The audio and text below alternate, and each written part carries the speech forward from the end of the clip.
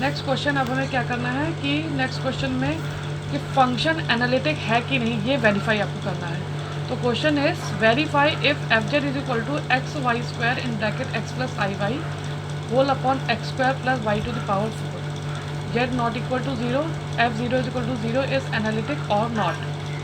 तो you know that F Z is equal to U plus I V. तो U plus I V is equal to X Y square X plus I Y upon x square plus Y की power 4। इसको हम convert कर लेते हैं real और imaginary value के लिए। तो इसको जब हमने कन्वर्ट किया तो u हमको क्या मिल गया x square y square upon x square plus Y की पावर 4, यानी इससे हमने इसको मल्टीप्लाई किया और इतना अपॉन ये आ गया। ठीक है, इसी को हम i वाले के साथ मल्टीप्लाई किया तो you will get X Y cube upon this value. तो this is the value of v। Now at the origin जो सी आर इक्वेशंस थी हम उसी से हम इसकी लिमिट लेके इसकी वैल्यूज हम निकाल लेते हैं। ठीक है, तो delta u upon delta x limit x tending to 0 u x comma 0 minus u comma 0 upon x.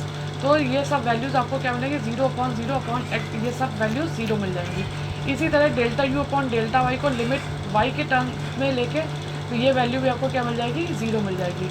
इसी तरह delta v upon delta x जब हम निकालेंगे तो limit x tending to 0 v x comma 0 minus v 0 comma 0 upon x, इससे भी value हमको क्या मिल जाएगी 0 मिलेगी।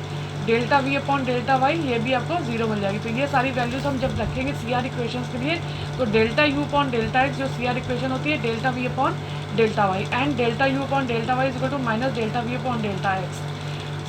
Hence Cauchy Riemann equations are satisfies at the origin. ये सारी चीज़ें हमने ओरिजिन पे निकाली थी तो जिससे कि सी आर इक्वेशन हमारी सेटिस्फाई हो गई है।